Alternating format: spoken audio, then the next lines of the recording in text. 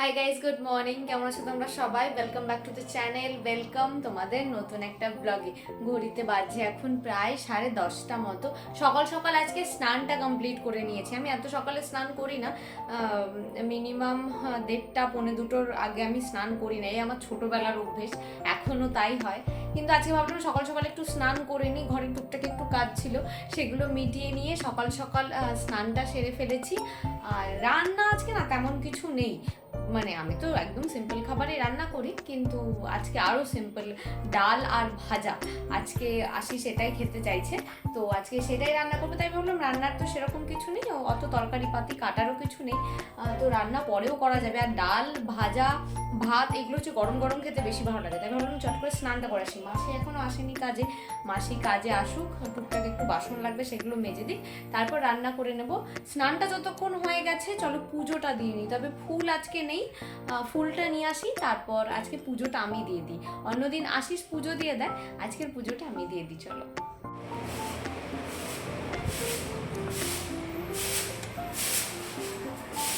বাইরেটায় কেমন একটা খসখস করে আওয়াজ হচ্ছিল, আমি ভাবলাম মাসি হয়তো চলে এসেছে, তাই দরজাটা খুলে একবার দেখে আসলাম।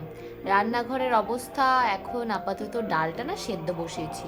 ডালটা ফোড়ন দেওয়ার জন্য আজকে যেহেতু শনিবার, ডালে আর পেঁয়াজ দেবো না, একটু টমেটো আর আদা দিয়ে ফোড়ন দেবো। কিন্তু টমেটোটা শেষ হয়ে গেছে, এই জন্য আগে ডালটা সেদ্ধ করে নিচ্ছি, না হলে তো আমি প্রেশার কুকারেই ডাল বানাই।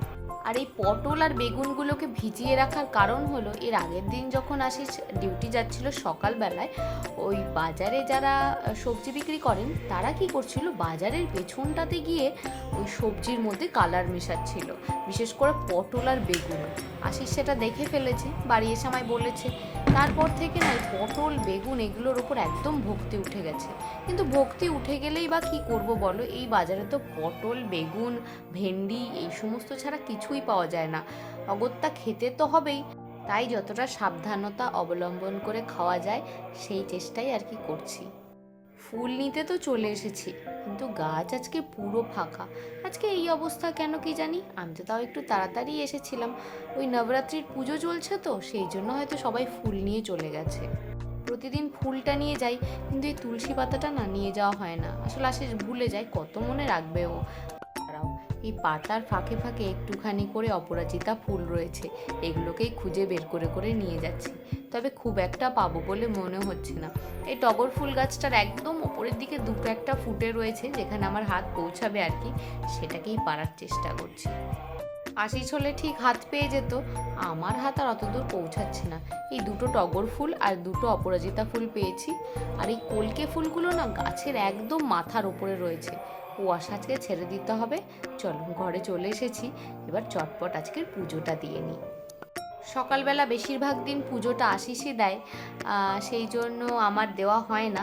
তবে সকালবেলা স্নান টান করে উঠে, মানে একদম সকাল সকাল স্নান টান করে উঠে পুজো দেওয়ার কিন্তু একটা আলাদাই শান্তি আসে, মন থেকে যেন একটা ভক্তি কাজ করে তখন। আর মনটাও যেন না একদম কেমন শান্ত, আর সবচেয়ে বড় কথা যেটা হচ্ছে একটা পজিটিভিটি ফিল হয়, যেটা প্রচণ্ড দরকার।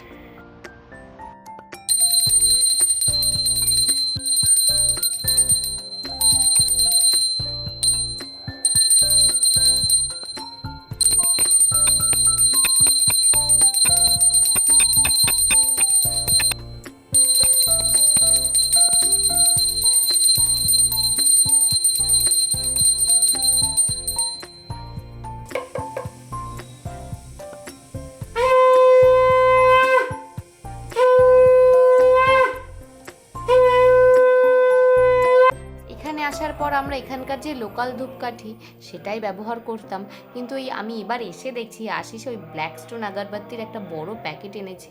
এত ভালো গন্ধ এটার, একবার যদি পুরো ঘরে ঘুরিয়ে দেওয়া যায় ধূপকাঠিটা, অনেকক্ষণ পর্যন্ত একটা সুন্দর ধূপের গন্ধ থাকে ঘরে। বাইরে এত প্রচণ্ড রোদ, তাই এখনও ডিউটি থেকে বাড়ি আসার পর না আমি আর প্লেন জলটা দিই না, তার সাথে একটুখানি গ্লুকন-ডি মিশিয়ে দিই। গ্লুকন-ডিটা খেতে খুব একটা ভালো লাগে না, পুরো মনে হয় না পুরো চিনির গোলা, মানে চিনির গুঁড়ো দেওয়া থাকে। গ্লুকন-ডির জলটা খেলে মনে হয় চিনি গোলা জল খাচ্ছে, কিন্তু কি হয়, খেতে তো এখন হবে, কিছু করার নেই। আশিসকে গ্লুকন-ডির জল দিয়ে দিয়েছি, আর আমি আজকে খাচ্ছি একটুখানি ছাতু দিয়ে মুড়ি। অনেক দিন পর আজকে একটুখানি ছাতু খাচ্ছি। ছাতুটা তো চট করে হজম হতে চায় না, তাই সাহস করে আর খাই না। নাহলে আগে কি হতো, সকালের দিকে আমি খেতাম একটুখানি ছাতুর শরবত, একটু পেঁয়াজ কুচি, লঙ্কা কুচি, ওপর দিয়ে একটুখানি ধনে পাতা কুচি দিয়ে। তবে ওটা এখন খাবো না, আজকে একটুখানি ছাতু দিয়ে মুড়ি খেতে ইচ্ছা করছে। ছাতু, তার মধ্যে একটুখানি চিনি দিয়েছি আর জল। তবে আমার মা কিন্তু ছাতু দিয়ে মুড়ি খায়, তার মধ্যে জলের বদলে দুধ দিয়ে। ওটার টেস্টটা তো অপূর্ব সুন্দর হয়, একদম মোটা করে ছাতু দিয়ে। তবে দুধ দিয়ে আমি খাবো না সকাল সকাল, আমি এখন জল দিয়েই খাচ্ছি। দেখে বোঝার উপায় আছে এটা কি? আলুগুলোর অবস্থা দেখো, দেখে মনে হচ্ছে অন্য কোনো একটা সবজি, আলু দেখে কিন্তু মনে হচ্ছে না। পাশ দিয়ে আবার লাল লাল কালারের ডিজাইন হয়ে গেছে। প্রথমে এই আলুগুলো খারাপ বলে না আমি ফেলে দিতাম, তো দোকানদারকে গিয়ে যখন বললাম যে প্রতিদিন আলুর মধ্যে এরকম লাল লাল বেরোচ্ছে, দোকানদার বললো ওটা নাকি ভালো আলুর সাইন। জানি না উনি আমাকে মিথ্যে কথা বললো কি না, কারণ দোকানদার তো তার নিজের জিনিস কখনো খারাপ বলবে না। তবে 90% আলুতেই না এরকম লাল কালার এখানে দাগ থাকে। আর এই আলুগুলো মিষ্টি বেশি হয়, হয়তো উনি ঠিক কথাই বলেছে। যাই হোক, এখানে ডাল আমার রান্না করা হয়ে গেছে, মানে ডালটা সেদ্ধ হয়ে গেছে আর কি। ভাজাগুলো আগে ভেজে নিচ্ছি, লাস্টে ডালটা ফোড়ন দিয়ে নেব।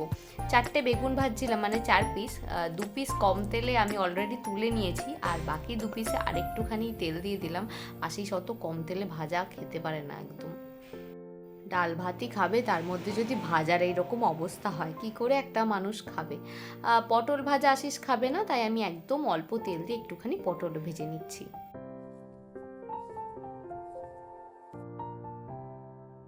মেনিউতে যাই থাকুক না কেন, প্রেজেন্টেশন কিন্তু আশিসের কাছে মেন কথা। তাই ডাল ভাত আর ভাজা হলেও আমি একটু সুন্দর করে গুছিয়ে টুছিয়ে আশিসকে খেতে দিচ্ছি। ওপর থেকে একটুখানি ঘি দিয়ে দিলাম, গরম ভাতে ঘিটা খেতে তো ভালোই লাগে। এই দুপুর 3:30 থেকে 4টের টাইমটা না আমার এখন এই নিত্যদিনের পার্সেল খোলার টাইমে পরিণত হয়েছে। ঠিক মানে 3টে বাজলেই পার্সেলওয়ালা আসে, আর আমি তারপরেই খুলতে বসি। একটা প্যান্ট অর্ডার দিয়েছিলাম, সেইটাই আজকে এসেছে। চলো এবারে ঠাকুর ঠাকুর করে এটাকে খুলে দেখি, এটাকেও রিটার্ন করতে হবে কিনা। পুজো উপলক্ষে যে কটা জামা অর্ডার করেছিলাম সব কটাই রিটার্ন করতে হয়েছে।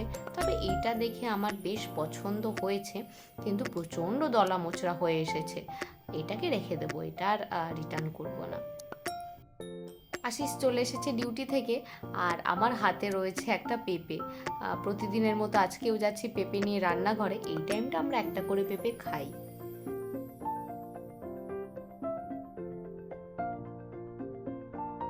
সন্ধেবেলা আজকে আর নেই, আজকে সন্ধে পার করে আমরা রাতের দিকে পৌঁছে যাচ্ছি, মানে অলরেডি এখন ঘড়িতে 9:15 বাজে।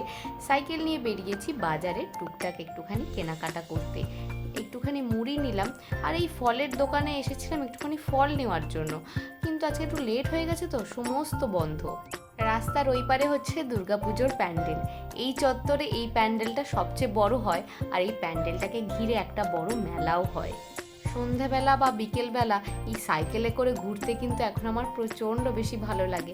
আর এখন চারপাশে লাইট লেগে গেছে, পুরো একদম দুর্গাপুজো দুর্গাপুজো ফিল হচ্ছে। আগের থেকে যেন এখন ঘুরতে আরও বেশি ভালো লাগছে। এসেছি একটুখানি মুদিখানার দোকানে, নেব একটুখানি গোবিন্দভোগ চাল। আশিস আজকে রাত্রে খাবে একটুখানি পায়েস। হিঙের একটা ছোট কৌটো নেওয়ার ছিল, কিন্তু দোকানদারকে বলতেই দোকানদার এই প্যাকেটটা বের করে দিল। এটা হিঙের প্যাকেট নাকি ফুলঝুরির প্যাকেট আমি বুঝতে পারছি না।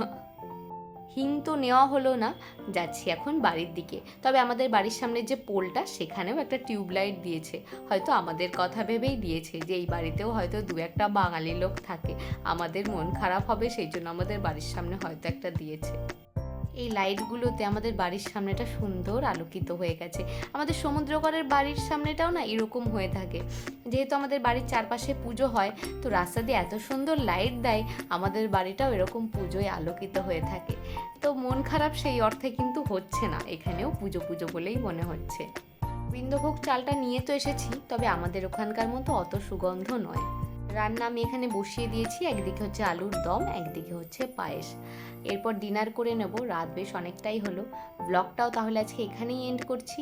সবাই সুস্থ থেকো, ভালো থেকো, আর ব্লগগুলো কেমন লাগছে কিন্তু অবশ্যই জানিও। দেখা হচ্ছে নেক্সট ব্লগে।